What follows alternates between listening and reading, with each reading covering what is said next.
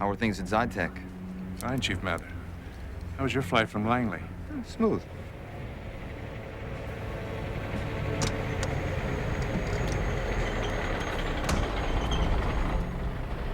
Let's do this. Public places make me nervous. Daylight makes you nervous.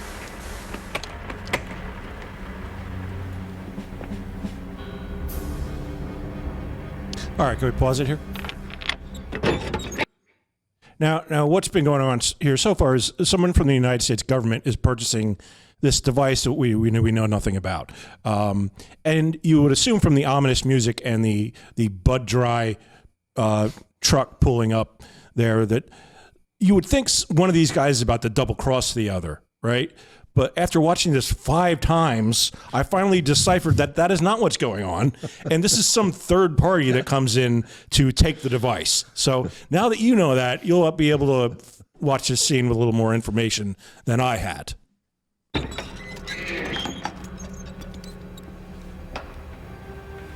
It's not every day that you hold in your hands something that could affect the balance of power on the planet. Michigan?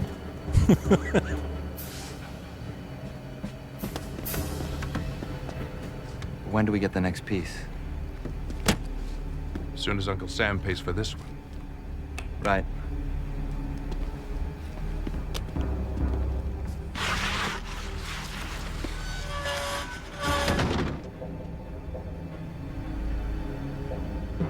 Thank you, Mr. Booker.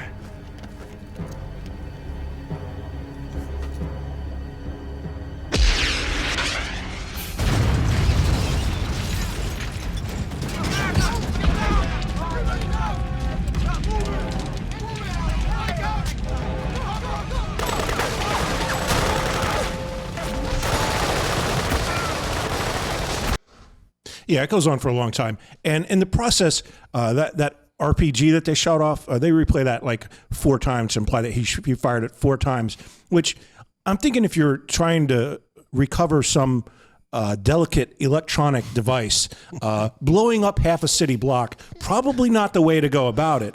But as we'll see in this next clip, they do have a foolproof plan. I wouldn't come any closer. Oh, my noble adversary. 'Tis that dame circumstance You know I can't let you have this. pushes us to the very brink.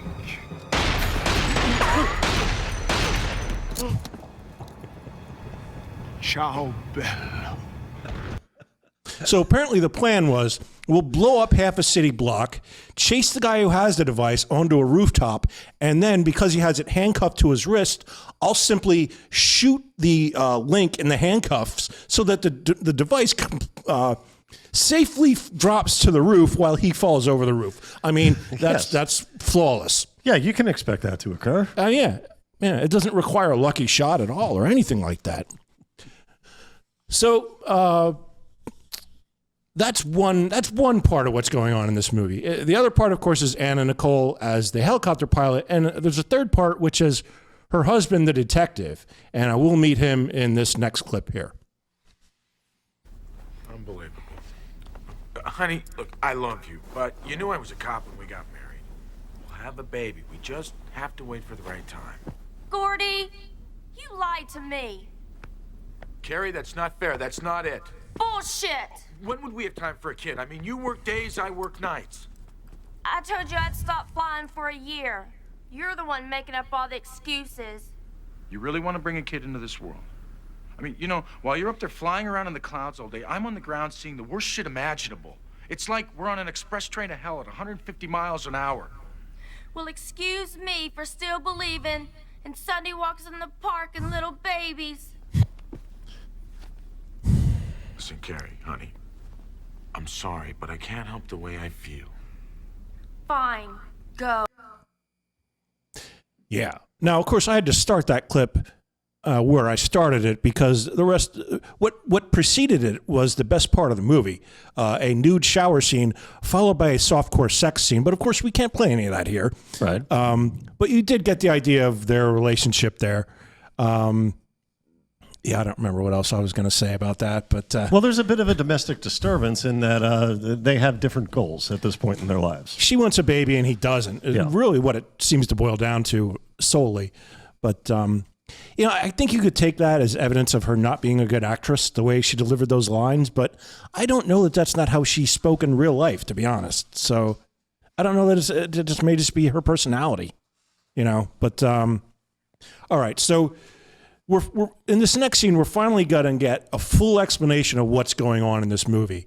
So there's an exposition to be, put forth here. And no, that can put a real break on a movie, Steve, right? Sure.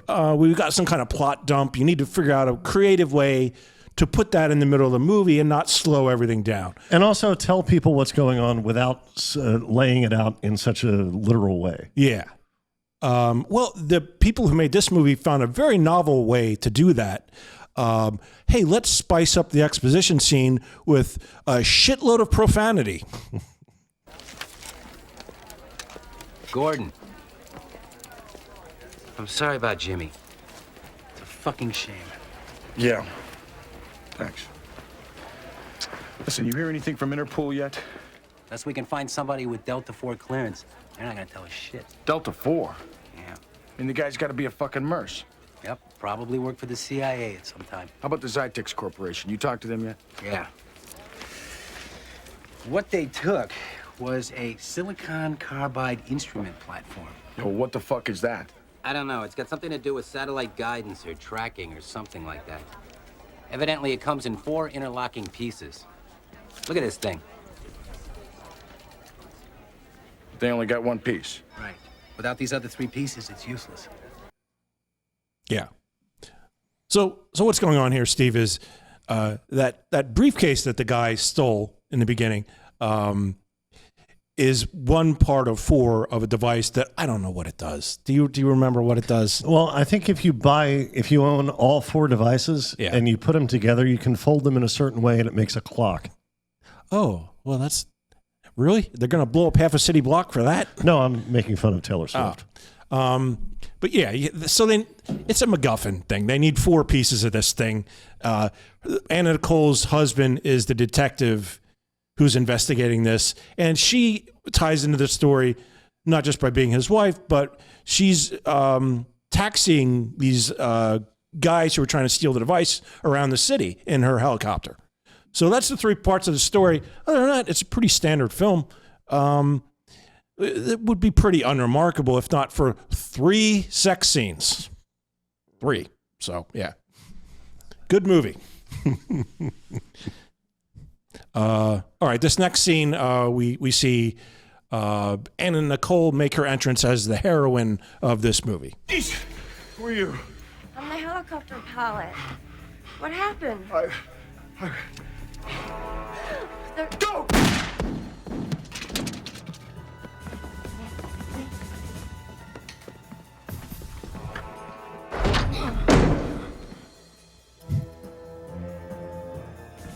Okay, I gotta stop. Okay, what is going on? They're gonna kill us for what's in this briefcase. Attention, they are headed for the... Yeah, they're going up on the roof. And then in this next scene, we'll see the main bad guy, the guy who made the lucky shot, and we'll see what he's up to here. I was surprised to learn that man is a German politician. You mean in real life? Yes. Here he seems to play some sort of French guy.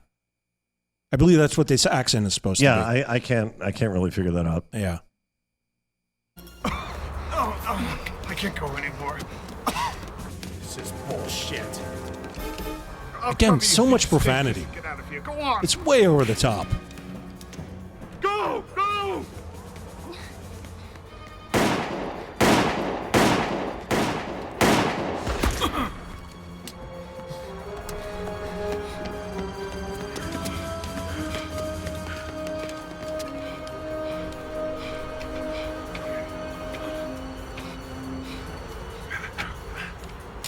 The end of life cancels all bans.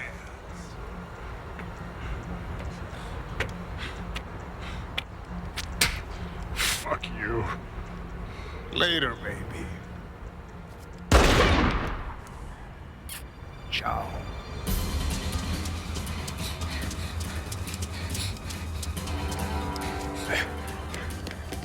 I guess she didn't have time to take off in the helicopter.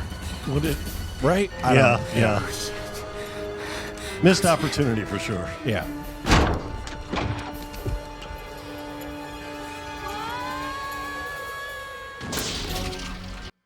Yeah, so she lands on a window cleaning, whatever they call those things. And that guy said, fuck you. And the other guy said, maybe later. What? What is that? Why would anyone... Why would he say that? Why would anyone write that? Is maybe later a Shakespearean phrase? Because he uses a lot of Shakespeare in this. Yeah, but that doesn't sound like Shakespeare. No. Yeah. All right, so we see her on that window cleaning thing, and this next scene, there's really no reason to. I don't have any snarky comments about it or anything. I just thought this was really good, and part of why I enjoyed this movie. So it's kind of long, but I thought we'd just take a look at it. All right.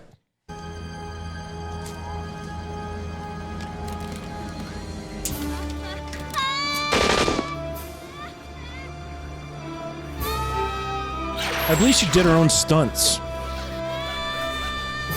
Well, what was the risk, really?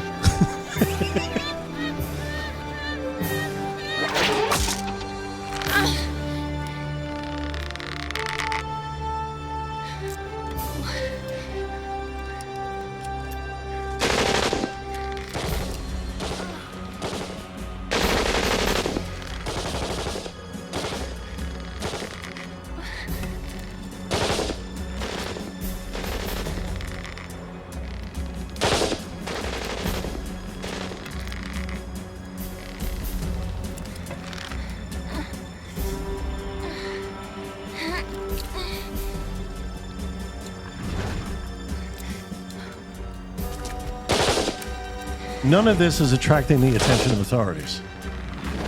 No, it's like half an hour later into the movie when her cop husband finally shows up on the scene.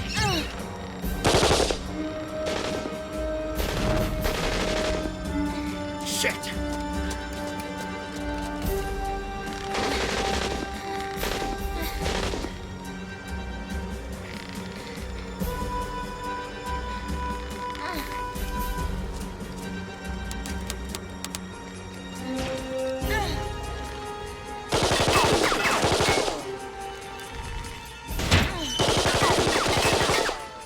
I'll tell you what, for an evil henchman, he's got terrible aim. Yeah.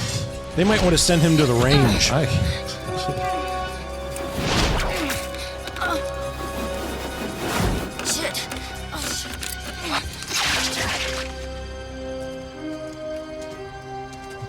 Yep, that's it.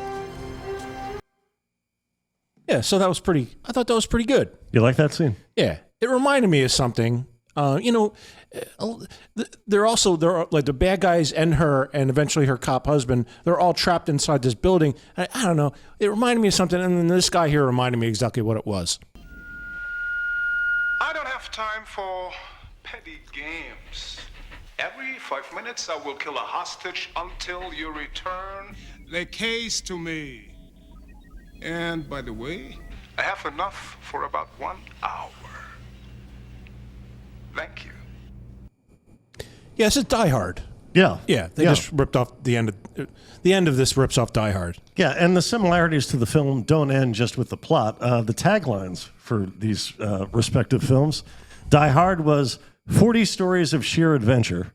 Skyscraper, 86 floors of action-packed horror. What just happened? No, you're fine, Chris. Continue. Yeah. But I feel like they probably wanted to have the helicopter be a lot more involved, but they didn't have the budget, you know?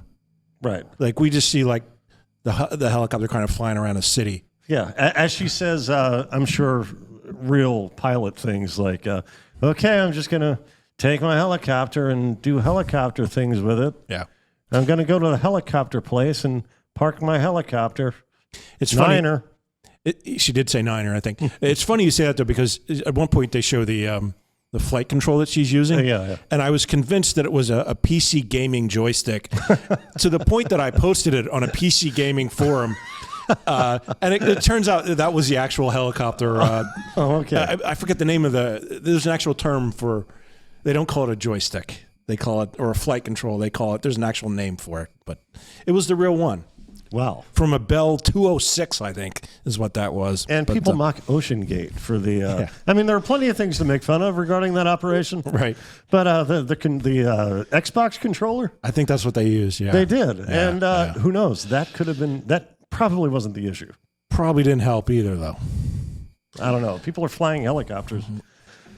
All right. So, yeah, there's not much more to this. I think we all know how this is going to go. It's going to go like Die Hard.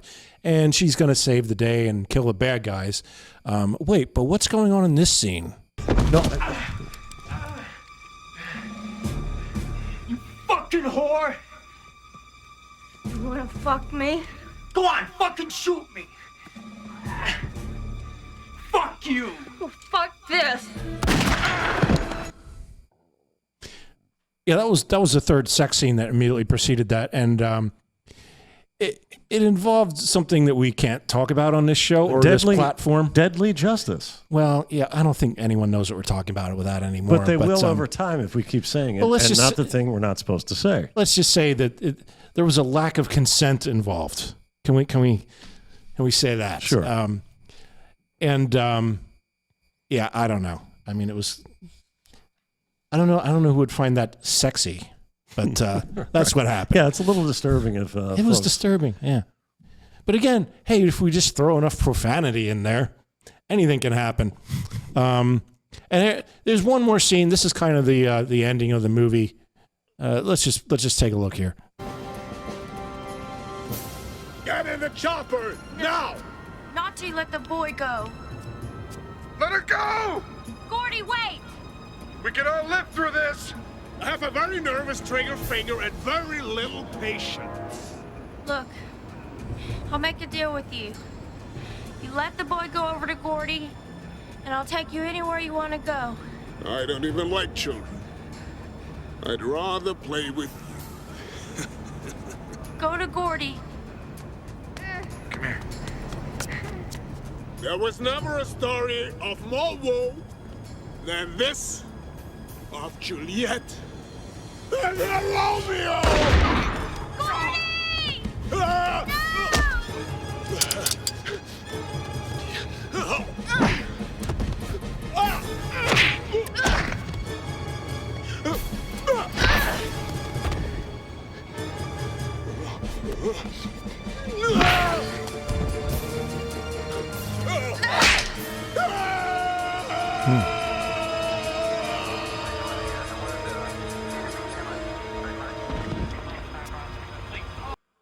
Well, that's no way to come up in the world.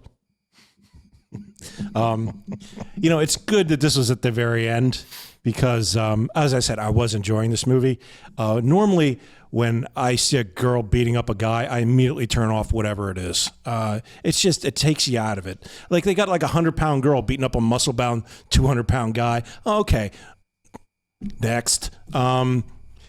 It's silly. It's silly. And to set the whole thing up and then that's how she could have beaten that guy up an hour ago. If that's all it took. Right. I don't know. Me on. Are we going to rate this or? No, we're not. There's no gonna need do for anymore. that. There's no need for any of that. But I was delighted that you enjoyed it because ordinarily when we watch a movie, you do not enjoy the content. Yeah. Well, I'm a fan of hers, and let's just leave it at that.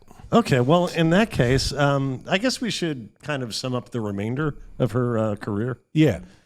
Now, 6 years after Skyscraper, Anna at last landed the role she was born to play. Herself? Yes. Okay. She starred in a self-titled reality sitcom, and one of the early ones, where her bizarre life played out in front of E-network television cameras. Now, Anna's demeanor on the show quickly led to public speculation as to whether Anna was habitually stoned. Yeah. And we're going to see a clip. This is from episode 8 of the Anna Nicole Show, in which Anna appears on LA's Kevin and Bean show. And Bean has the courage to press Anna on these matters, from the safe remote confines of his Seattle studio. And kept at it after I got on the air. One of the questions that people don't seem to be asking you is, are you on some type of a drug? Right now, for instance, as we talk to you, if we didn't know you, we would say this sounds like a woman who is heavily sedated. You think I'm sedated right now? I'm saying that you sound that way. That's not the case. You're telling us that you're not. Whatever. I mean, come on. Whatever. Howard, you don't think so? Not at all. Not at all. You're such a hateful man. No, wait a minute. You're calling me a fucking druggie. No, we're not. We're asking you if you're on painkillers, something. Who knows? We don't know. I said no. We don't Drop know it. I mean, why are we still talking about it? What happened, Anna, from the time that you were Playboy's Playmate of the Year, you were one of the most gorgeous women on the planet. What happened from that point to get from there to where you are today? What do you mean? For starters, you gained a lot of weight. I didn't gain a lot of weight.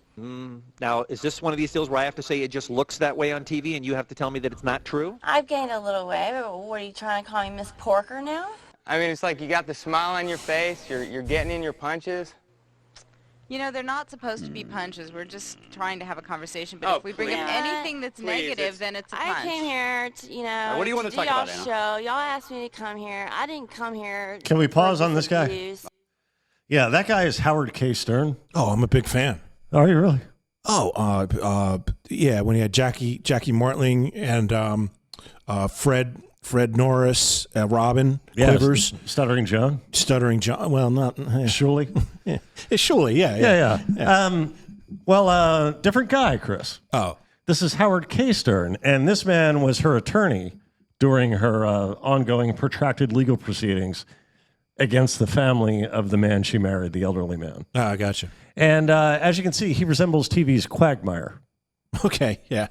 In personality or looks? I would say appearance, yeah. Okay. And he also had a sham of a relationship with Anna. Now, what do you mean sham? Well, they pretended to be a couple. Oh, but they weren't. For a while. And I think it had to do with a paternity case she was involved in with a man called Larry Burkhead, who was actually the father of her daughter, but Howard pretended it was him. I don't know why. I mean, that makes zero sense to me whatsoever. And they had some sort of a civil ceremony in the Bahamas where they wed, but it was never official, and they were never actually together. Okay. Okay, let's see the rest of those.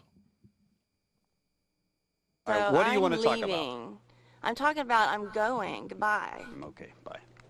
Well, we're glad you. Fucking, this is ridiculous. That was a nightmare. But before seeing Shelley, I had to go and do the Jay Leno show. Yeah, well. Now, I forget the name of that radio show. Kevin and Bean. You're familiar with radio all over these United States and beyond, possibly. Yeah. You're familiar with that show? Yes. I thought they were incredibly rude to her and I agree. Extremely unprofessional. Is it their normal shtick? Well, here's the thing. Bean was doing the show remotely from Washington State. Okay. So I think that gave him the courage to say the things he said to lead off that interview. Yeah. Now we should point out this was when, like what? Early 2000s. Early 2000s. Shock jock radio is still a thing. Yeah. Right. You couldn't say that kind of stuff now. You'd be immediately fired. You can't point out that a girl's gained weight, and you shouldn't. It's just freaking rude. Right. And she's still. I mean, you could do it in a positive way. Yeah. I would have said, "Man, you look fantastic. You really." Things do seem to be going that way in society. You're really hitting the goal. Yeah. But and she didn't seem sedated. I mean, obviously she had drug problems. That's we'll get to that. But she didn't seem loopy or anything there. Well, I'm not sure people were accustomed to somebody talking the way she did on television. She was from a town called Mejia, Texas, and she had a drawl. Yeah. That made her sound probably a little dimmer than deserved. Yeah, I think that's kind of the whole story of things, is that Hollywood just kind of chewed her up and spit her out because they thought she was stupid. And she was maybe not the brightest, maybe a little bit naive, and she wasn't able to navigate all that. And to me, it's a tragedy. So we did this film because it's for whatever reason we did it. It seemed to be trending or whatever. But I never intended to mock her. And when I watched it, I ended up really liking the movie and her. And I didn't want to be somebody like these jerk offs mocking her. You know, it just doesn't seem right. The whole thing with her billionaire husband, like that guy only had a few years to live, right? He had tons of money. He wants to spend his last remaining days with a beautiful young woman who occasionally takes her top off for him. And the family objected to that. Like, can you imagine, like, if my dad was like, I got tons of money, your mom's dead, and I just want to be happy for my life. I'd be like, fine, dude, do whatever you want. They could have gone to, I don't know how many kids there were involved in this, but they could have gone to her and be like, look, we'll give you 20%. And, like, we'll get a little bit less from the billions that we're going to inherit. Just keep our pop happy. Yeah, putting a smile on his face for his remaining, perhaps months of life. Right. Yeah. Like, what jerks these kids must have been to make the rest of his days miserable. And then, I mean, they probably could have thrown her just like $1 million just to go away. But the fact that she got nothing, mean that they didn't settle with her. They fought it the whole way through. I've said too much. Chris, the whole way through, it went to the Supreme Pig in Court. I mean, that's ridiculous. Yes. That's absolutely ridiculous.